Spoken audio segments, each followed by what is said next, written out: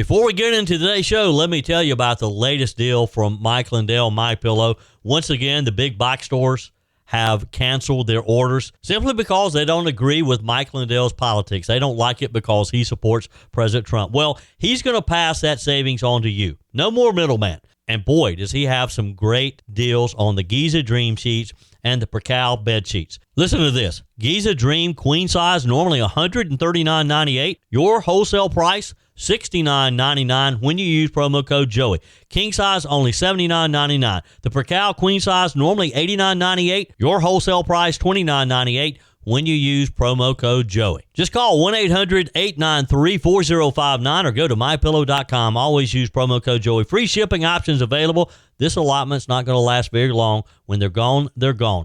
mypillow.com, promo code Joey. Thanks for joining me in the PhD Weight Loss and Nutrition Studios. To lose weight for the last time, visit myphdweightloss.com. Welcome into today's show. 4 of 6 South Carolina gubernatorial candidates met in Newberry last night for the first of 3 televised debates sponsored by the South Carolina Republican Party and Fox Carolina. We have some of the highlights a little later in today's show.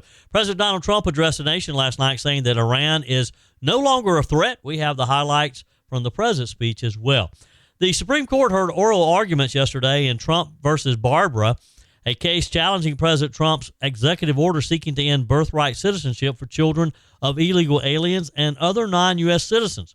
Trump made history, being the first sitting president to attend a court session during oral arguments. The rapid rise of weight loss injections is reshaping the quantity of food people eat and having an effect on something that no one ever thought of. Farmers are now dealing with a growing surplus of unsold potatoes.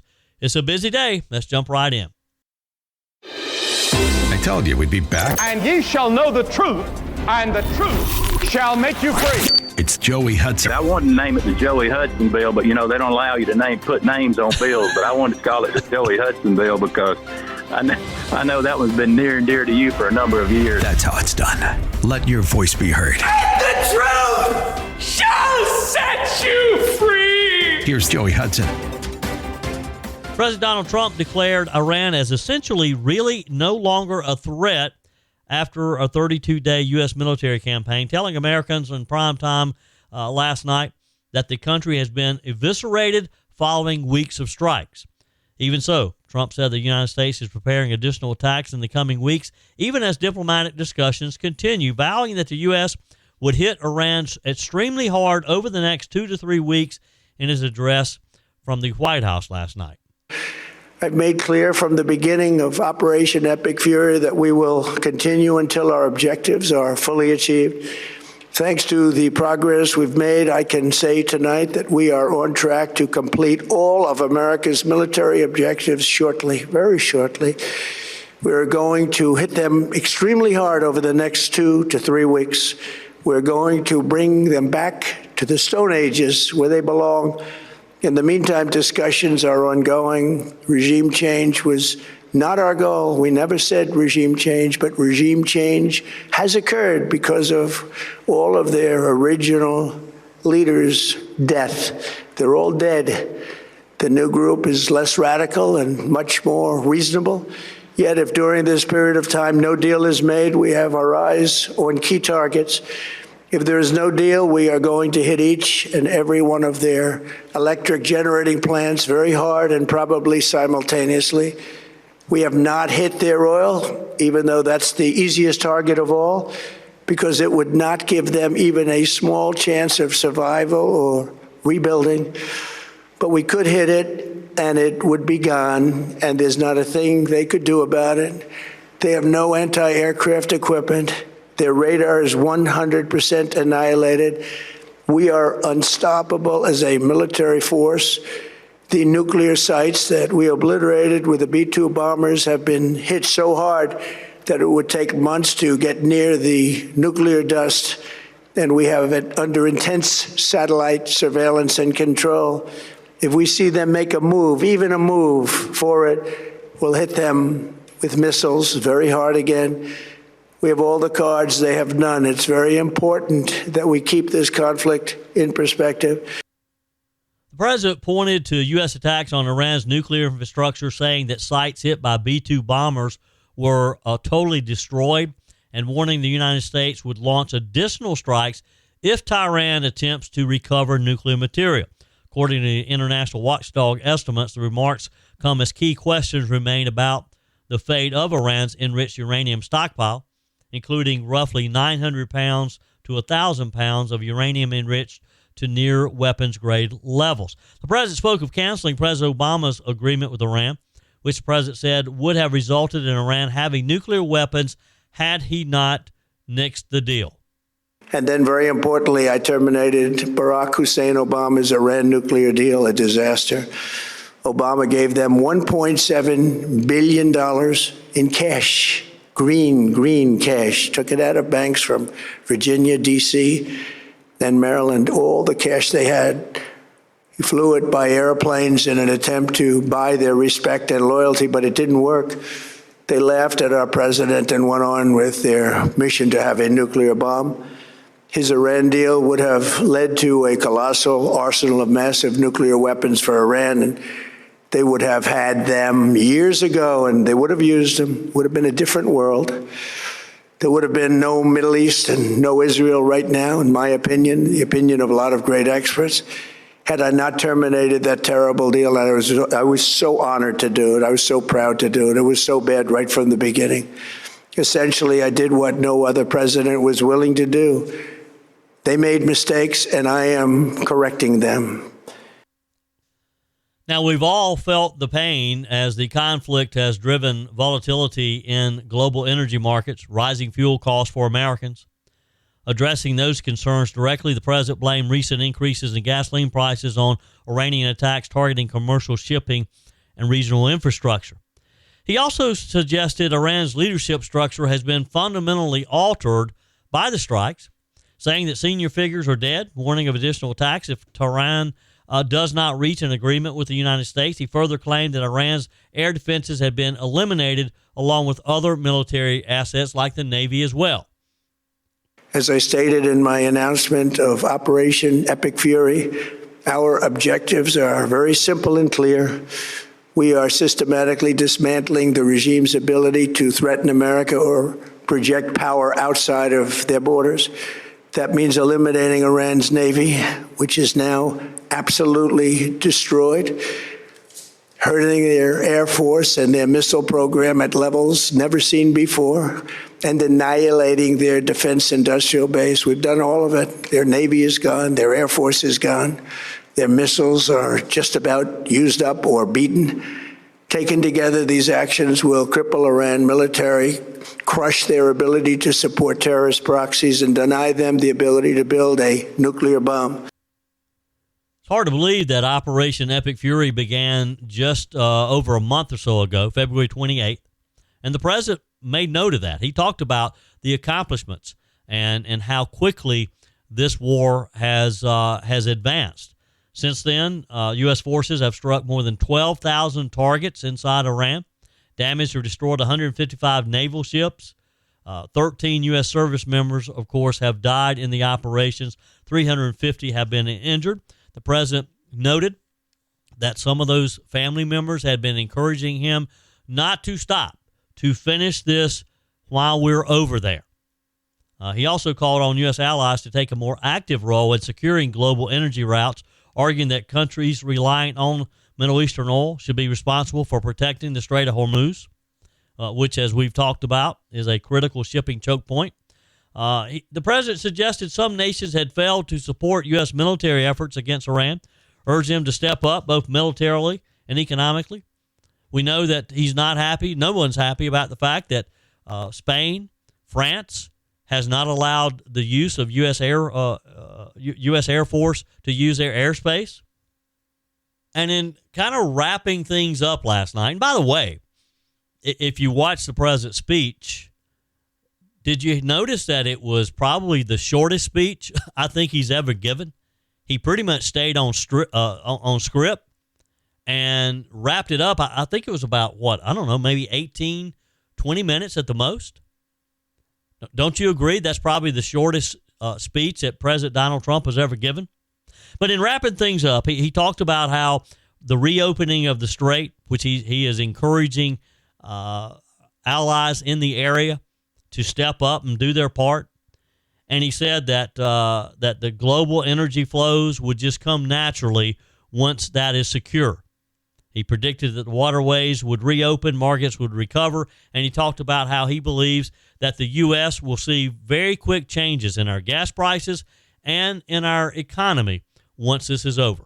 And in any event, when this conflict is over, the strait will open up naturally. It'll just open up naturally. They're going to want to be able to sell oil because that's all they have to try and rebuild. It will resume the flowing, and the gas prices will rapidly come back down. Stock prices will rapidly go back up. They haven't come down very much, frankly. They came down a little bit, but they've had some very good days over the last couple of days. We've done actually much better than I thought, but we had to take that little journey to Iran to get rid of this horrible threat.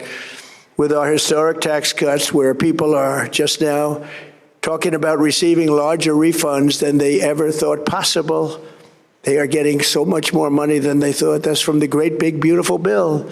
Our economy is strong and improving by the day, and it will soon be roaring back like never before. It will top the levels that it was a month ago. President Donald Trump, again, speaking to the nation last night. If you heard the speech, and based on what you've heard this morning, some of the highlights that I've shared with you, what do you think? If you were starting to have some doubts before last night, did the president reassure you that things are going to be okay, that we're about to wrap this up, and that we can look forward to, in very soon, in maybe just a few weeks, our gas prices coming back down? Text me, email me, joey@joeyhudson.com. Leave me a message on the MyPillow message line, 864-477-JOEY, 864-477-5639. You don't have a weight problem. You have a body that's in survival mode, and no medication, crash diet, or app is going to fix that. Joey Hudson here. Ozempic, Wegovy. These GLP-1 drugs are exploding in popularity, and for some, they're a useful tool, but they don't address why your body started storing fat in the first place. At PhD Weight Loss, they treat the unwanted weight as a symptom, a signal that your metabolism, hormones, and stress response need some attention. When they correct those, the weight comes off naturally, and more importantly, it stays off. Because they're not just helping you lose weight, they're helping you increase health span and extend longevity. Right now, call PhD Weight Loss and mention Joey Hudson. You'll get 2 weeks free in the program, and they'll pay for your food. That's a $1,500 value, completely free. Call 864-644-1900. Do it right now. Mention Joey Hudson. Again, that's 864-644-1900, or go to myphdweightloss.com. No more guessing, no more short-term fixes, just a smarter way forward. Let me start with something that sounds almost upside down. Farmers can't sell food. It's just that simple.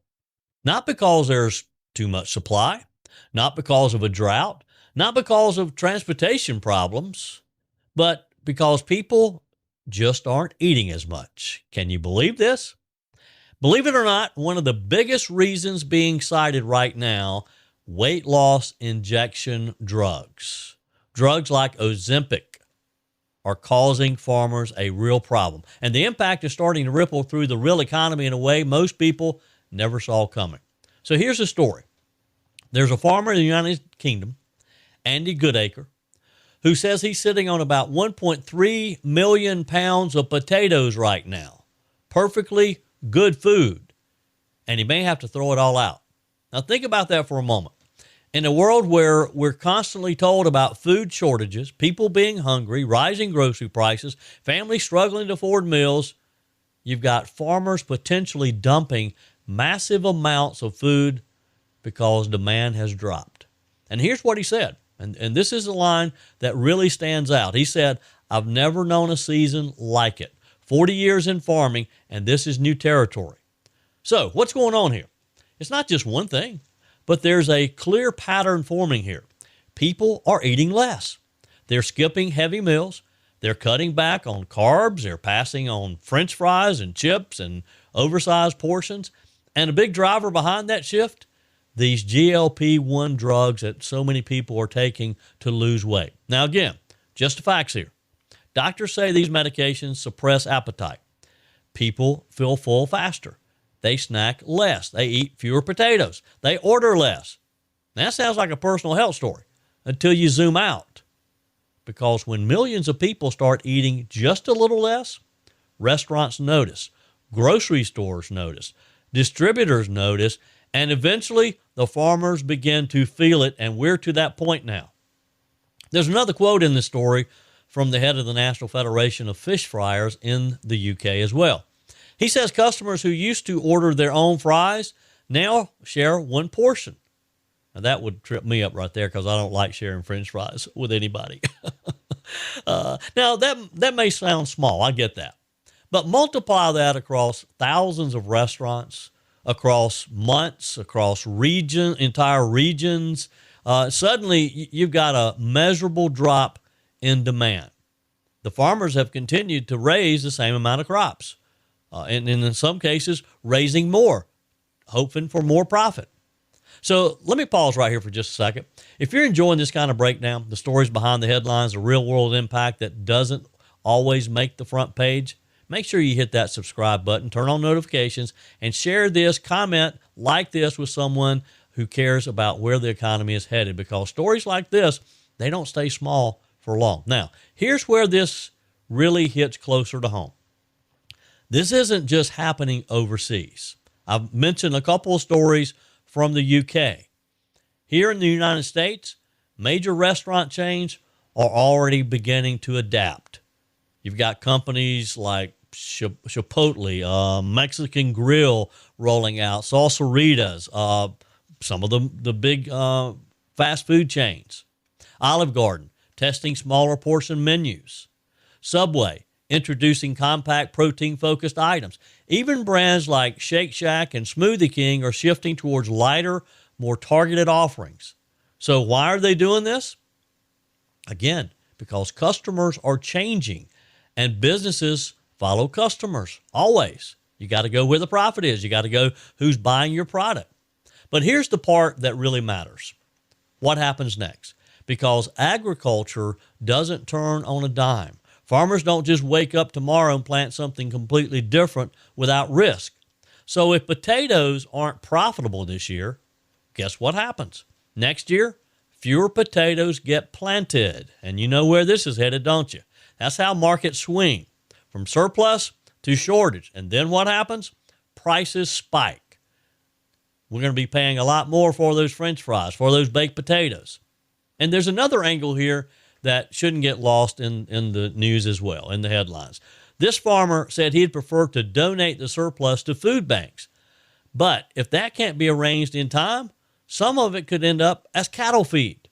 Waste, just simply wasted when you have people around the world who are hungry and need those potatoes, but because of the market and because of transportation, it's just not going to happen. I mean, that's a tough reality because it shows you how quickly the system can get out of balance. And maybe that's the takeaway here.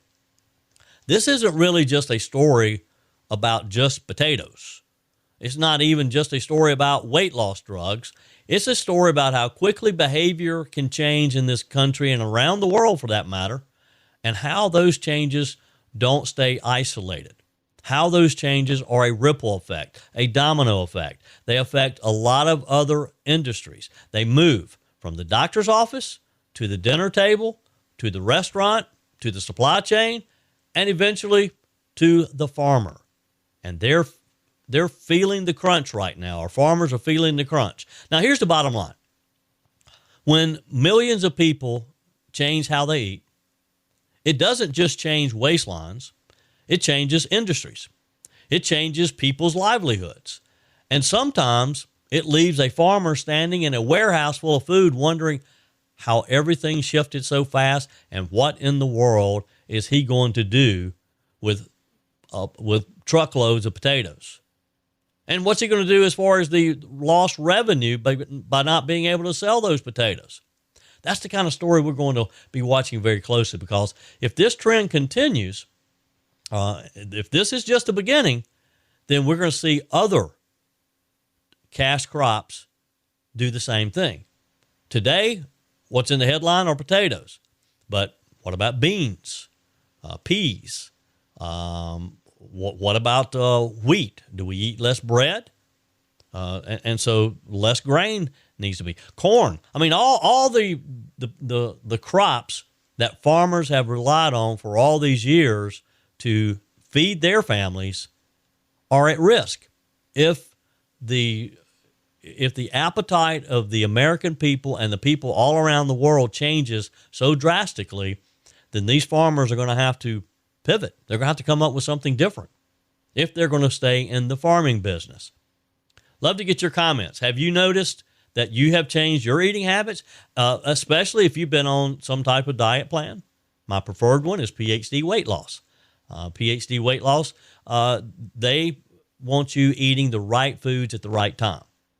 But there's a lot of diet plans out there because we've been told for years now we need to get thinner, we need to not be so fat. Now that it appears people are doing that, it's having that domino effect and could affect our farmers. Something pretty extraordinary happened at the U.S. Supreme Court this week, and it's not just about legal arguments. For the first time in American history, a sitting president, Donald J. Trump, walked into that courtroom and sat quietly during oral arguments. No remarks, no cameras inside, just the President of the United States listening attentively to the justices. And what was the issue? One of the most fundamental questions you can ask in a country. Who gets to be an American citizen? It's been in the headlines all week, and we're going to break it down for you. Now, this isn't some abstract legal debate that's happening in a vacuum. This is tied directly to immigration policy, border enforcement, and how the country defines citizenship in the modern era. And depending on how the court rules, this could reshape policy for decades to come, generations to come. We're talking about millions of people potentially affected, not just today, but future generations. So let's walk through this together and try to keep it in plain English, simple terms. Everything here starts with the 14th Amendment. This amendment was passed right after the Civil War during the Reconstruction. The country was trying to answer a basic, urgent question. Who is a citizen now? And the answer they wrote into the Constitution was, and I'm reading from the Constitution, all persons born or naturalized in the United States and subject to the jurisdiction thereof are citizens. Now, for most of us, we've always heard the simplified version. If you're born in America, you're a citizen. And for decades, that's how it's been applied. But here's the key. There's that phrase in the middle, subject to the jurisdiction thereof. Subject to the jurisdiction thereof. That's the key. That's where everything hinges. Now let's just start with what's been the dominant view for over a century. Let's go back to 1898. The Supreme Court decided a case called United States versus Wong Kim Ark. Wong Kim Ark was born in San Francisco to Chinese parents who were not U.S. citizens. When he traveled abroad and tried to come back, the government said he wasn't a citizen. The case went all the way to the Supreme Court, and the court ruled in his favor. They said, if you're born on U.S. soil, you are a citizen even if your parents are not. And we've seen this whole issue debated quite a bit in recent years. That decision has been the backbone of birthright citizenship ever since. So for more than 100 years, the understanding has been pretty clear. Birth on U.S. soil equals citizenship. It's just that simple. But here's where things start to shift and aren't that simple. The argument now being raised and taken seriously enough to reach the U.S. Supreme Court is that the Wong Kim Ark case didn't deal with the full scope of modern immigration issues. Specifically, it did not address people who are in the country illegally. And that's the key here. So the focus comes back, again, to that phrase, subject to the jurisdiction thereof. And here's the question being asked. Does that phrase mean simply being physically present in the United States of America? Or does it mean being fully subject to U.S. law and political authority in a deeper sense? Because if it's the latter, then the argument goes someone who is here unlawfully or temporarily may not meet that standard. And if that's true, then birthright citizenship might not automatically apply in every case. Now, inside the courtroom yesterday, the justices weren't making speeches. They were asking questions. And those questions tell you a lot. some of the justices were clearly focused on precedent. That's the idea that counts, that courts should respect prior decisions, especially ones that have been relied on for generation after generation. Because once you start undoing longstanding interpretations, it can create a ripple effect across the legal system. Others were more interested in original meaning. What did lawmakers in 1868 actually intend when they wrote the 14th Amendment? Were they thinking about universal birthright citizenship at the time? Or were they thinking more narrowly about granting citizenship to freed slaves and their children? And then there were practical concerns.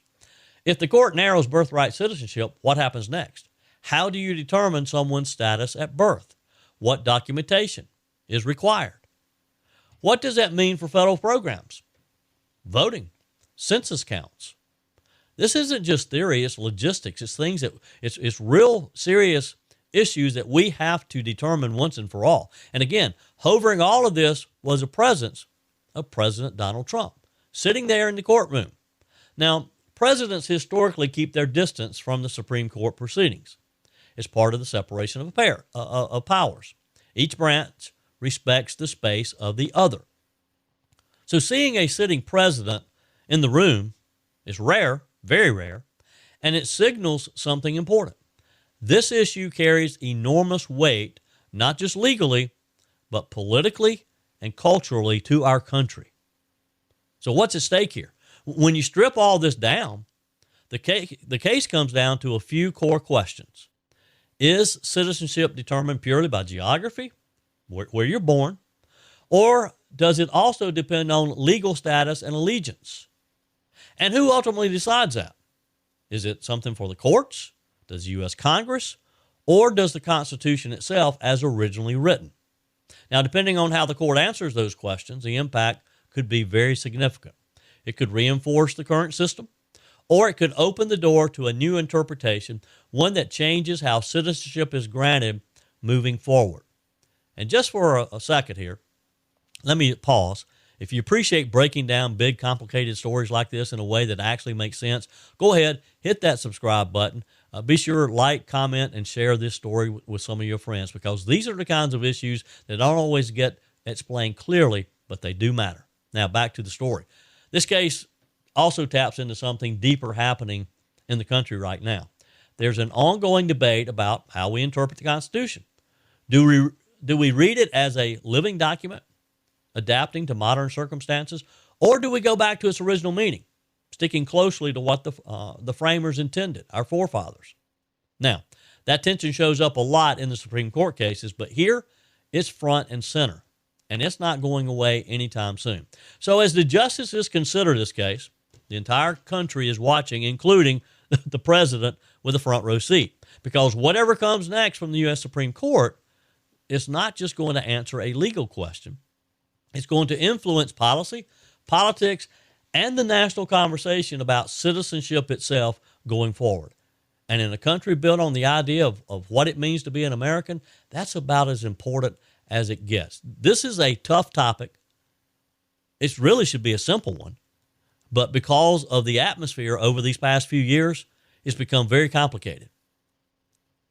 And the other question is, let's assume that the justices do rule that you are not automatically a citizen if your parents are in the country illegally, because that's the problem here. If they ruled the other way and they said yes, if they confirm birthright citizenship as it's being interpreted presently, you're going to have people literally coming to the U.S. on vacation to have their baby so that they'll have a U.S. citizen, so that child will be a U.S. citizen. That's not what this was intended to be. And it's going to create a whole nother set of problems. And, of course, the reason we're having this is because the president signed an executive order early on in his administration saying that you had to, that just because your parents were here and if they were illegally did not mean that you were a citizen. He's challenging that. For years, we've needed this question answered, and there wasn't anyone who had standing who could bring this case to the U.S. Supreme Court. The president immediately had that standing when he issued the executive order, and then that executive order was challenged in the courts. So it's a very complicated issue, but it should be just a simple issue to answer. That no, if your parents are here illegally, then that child should not be a citizen. Now, the question is, what do we do with those who are already here? What do we do with all those children who have been born in recent years to parents who have come into the country illegally? And there's millions of them. What happens? Are they deported? Do we give them a chance to self-deport? Or is there some special exception just for them, but moving forward, any newborns to parents who are here illegally are not U.S. citizens? It's a tough question, but it's one that has to be answered. We can't keep kicking this can down the road, because we have some real issues here in our country because of the exploding population of illegals in our country, people who came here illegally and are not U.S. citizens, but yet they're having children who they interpret to be U.S. citizens. Love to hear from you. Text me, email me, joey@joeyhudson.com. Your comments are welcome on the Furman Ford text line, 864-477-JOEY. That's 864-477-5639. Emails always welcome, joey@joeyhudson.com. Speaking of the Furman Ford text line, it's never been more important to support locally run businesses owned by people who actually live here in the upstate. Let me take a minute to talk with you about our friends at Furman Ford. If you're looking for a new vehicle, maybe a great pre-owned vehicle, one you can trust, or maybe you're looking to order that special vehicle. Either way, if you want a new one, a brand new one, or a pre-owned that you can trust, the folks at Furman Ford, they're there to help you. Their name is on the sign because their name is on the line, because every single transaction is important to them. Jim Furman, Matthew Furman. They do business the right way. When you stop by, when you give them a call, or maybe when you just send them a quick email, you're always going to have access to a member of the Furman Ford family. And by the way, they also offer great service, and you're not going to have to wait weeks and weeks to get it done. And you do not have had to purchase your vehicle at Furman Ford. Doesn't even have to be a Ford. They service all makes and models. Visit my friends at Furman Ford online at furmanford.com, furmanford.com. The first in a series of South Carolina GOP gubernatorial debates kicked off in Newberry last night. You were able to watch it on Fox Carolina, who is one of the sponsors along with the South Carolina GOP. It was a great evening. I had a great time being down in Newberry, and what a great little town Newberry is. It's been a while since I had been there, and it looks just like a small town is supposed to look. It has a town square with some great little restaurants, a coffee shop, that type of thing. It's kind of funny because after the debate, I saw a friend of mine, Theo Lane, and said hello to Theo, and a couple guys were standing there talking with him who were from Newberry. And they said, look, don't tell people what a nice city this is. I was telling them just how I'm just always impressed with Newberry, and particularly the Newberry Opera as well. Just a great venue. And they said, please don't tell people about our little secret down here. So if you're listening, don't go to Newberry. But actually you should. It is a great little town. But the four hopefuls for the Republican, or four of the six, I should say, hopefuls for the Republican nomination for governor were in attendance last night. State Senator Josh Kimbrell, U.S. Representative Nancy Mace, U.S. Representative Ralph Norman, and Attorney General Alan Wilson. Mr. Ram Reddy, who announced last week he's running, was not in the debate last night, nor was Lieutenant Governor Pamela Evett. The debate was moderated by Fox Carolina's Justin Doherty. The panelists were WIS Evening Anchor Judy Gatson, WCSC Evening Anchor Raphael James, and South Carolina Association of Christian Schools Executive Director Edward Earwood. Topics for debate included gas prices, school choice, gambling, infrastructure, gun storage laws, and state spending. Now, in response to one of the first questions, why should voters expect change under your administration? Representative Nancy Mace said and reminded the audience that she had voted for President Donald Trump's big, beautiful bill last summer, which included the largest tax cut in history.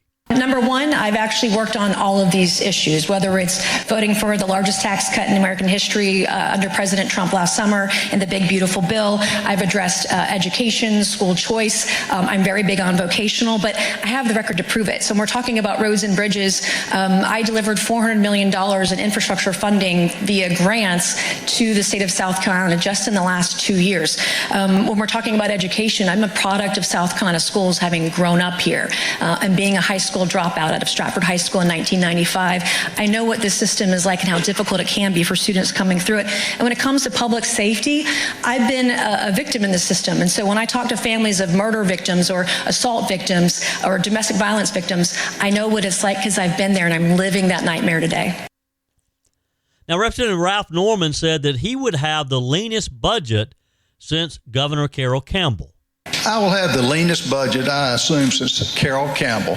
And I will use the way we will bring the legislature on to major in the major things. We've been majoring into minor things. And as he's mentioned, education suffered, our infrastructure suffered. There's no reason for that. I will use the power of the veto. I will use the line item veto. But more importantly, I will go to every city and every county and make the case for why we need structural change all over this state.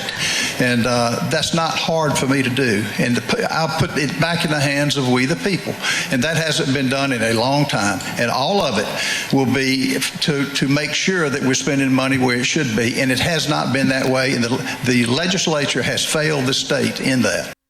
South Carolina Senator Josh Kimball pointed at the fact that the state Senate has just become a solid Republican majority in recent years, and he says he believes that things can be accomplished under his leadership in the governor's office. Well, the reason we've had those numbers is because, frankly, we didn't have enough Republicans in the state Senate. We had too many rhinos until 2020. So we have a functional Republican majority now. Every one of those numbers has improved in the last 5 years. I'm not saying South Carolina's perfect. We got a lot of work to do, which is why we're on this stage tonight. But whenever I beat the last Democratic incumbent from Spartanburg County in 2020, we flipped 2 other seats from Democrat to Republican. Since then, we've moved further along the road towards universal school choice and giving every mom and dad a chance to pick where their kid goes to school and ensuring that they succeed. We've reduced taxes by the largest margins in modern South Carolina history, and all of those metrics you mentioned, sir, have improved now that we have a Republican majority that works. We need more Republicans, not less. I want the state to be redder, not purple. And Attorney General Alan Wilson said that state government needs to be run using modern technology and become more efficient. First off, Wallet Hub and U-Haul rank South Carolina one of the #1 destinations for people to move. Yes, Raphael's right. We do have a lot of problems, but those problems shouldn't be pinned on the Republican Party. Those problems should be pinned on how we have our government organized. It needs to be restructured and reformed. Our government runs about 30 years behind the private sector in other states. We're using outdated, outmoded ways of tracking how we spend money, implementing how we do permit processes. It's because the legislature has too much power relative to the executive branch of government. How we elect judges is too much controlled by the legislative branch of government. That needs to be shared equally with the executive branch of government. Folks at home, you have parity of power between the 3 branches. The government will be able to better serve you, and that's what we're going to do when I'm governor of South Carolina. Another question that received considerable attention during the debate was the candidate's views on legalizing gambling. Congressman Ralph Norman says he's opposed. I will oppose the casinos, and you need to find out who's giving money to the different candidates on this stage that are taking money from the gambling industry. I will not do that. And it's a vice that when you get casino gambling that's coming in, that wants to come in here, and I hear it was 5 votes short in the House. You get child trafficking, you get sex trafficking, you get all types of abuse. I will be opposed to that, and I will fight it. Not just in word, but I will go out and sell why it's bad. I will get law enforcement involved because they will tell you the downside of having gambling in this state. So I'm opposed to it. Now, Senator Josh Kimball says he too would oppose most gambling, but seem to be open to gambling in some areas. I don't believe South Carolina should be Atlantic City, and I've actually not voted in favor of expanding where everybody can gamble online. But you have to also understand there's going to be limited opportunities in certain economically disadvantaged areas that might benefit from a resort like Bristol, Virginia has. I do not want South Carolina to be a gambling destination. I do not support being able to pull out your phone and go gamble right now. But I think every single opportunity for economic development along the I-95 corridor, where there is no opportunity right now or jobs right now, should not be discarded if we do it properly. We have to make sure there's guardrails around it. We do not need casinos in South Carolina all over the state, and I do not want to become Atlantic City or Las Vegas Strip. Attorney General Alan Wilson says he doesn't believe there should be casinos at all. Technology, does it exist to stop online gaming? People can VPN around it. The internet's everywhere. So that is a question that we would have to look into, and that I would be open to having that conversation. But when it comes to brick and mortar casinos, I've traveled this state. I've talked extensively with law enforcement leaders. I've talked extensively with the faith community. They have grave concerns about brick and mortar casinos coming here because we have seen in other states that it brings criminal elements, human trafficking, drug trafficking, other illicit types of crimes that occur. And whatever revenue you generate on the front side could be offset by what you pay on the back side. I could never be against the faith community and the law enforcement community when it comes to this, and I won't be against them on this issue either. So yes, it might be helpful to some people, but I think it would be detrimental to our state as a whole to have brick and mortar casinos here. And interesting enough, Representative Nancy May seemed to be open to having a referendum to see what the voters believe. People are already online betting. I mean, you can go on to Polymarket or Kalshi, or you can bet on anything. You can bet on, I would guess, who won the debate tonight, right? And so it's already here. I would want to review any legislation, regulations. I'd want to know what the legislature says. We are a republic, and they're representative of their constituencies. I'd even be open to doing a referendum. What do the people of South Carolina want? If it is a 50-50 issue, then what does the majority of people or residents in our state, what would they want, either online or brick and mortar? And here are those options versus being, one person, one say. I'd want to have everyone to have a say, because it is a controversial issue in some communities where they would never want it. And so I think it's important to listen to your constituencies. So there you have it, the first look at least those four candidates and their viewpoints. Of course, the next debate is coming up in Charleston, April 21st, again televised by Fox Carolina and sponsored by the SCGOP. That's it for today's edition of Just the Truth. Thanks for joining me in the PhD Weight Loss Studios. To lose weight for the last time, visit myphdweightloss.com. If you haven't joined my mailing list yet, visit my website, joeyhudson.com. Click on the Connect with Joey button so that you can receive our emails and the most up-to-date news. Also, join me on my YouTube channel. Be sure and like, comment, and subscribe. Just search for Joey Hudson. As always, thanks for spending a few minutes of your day with me. Do me a favor and forward this episode to a few friends. Just click on the share button and send to your contacts. We need to build an army of conservatives to win our country back, and we can do that by continuing to share the truth with our friends and family. Keep those comments coming via the Furman Ford text line 864-477-JOEY. Email to joey@joeyhudson.com, and I love your messages on the MyPillow message line. Again, that's 864-477-JOEY, 864-477-5639. Be sure and take advantage of the MyPillow special, just $14.88 on the standard MyPillows when you use promo code Joey. Order online at mypillow.com or call 800-893-4053. We're back again tomorrow and hope you'll plan to join us. Until then, remember, God's got this. He's still in control.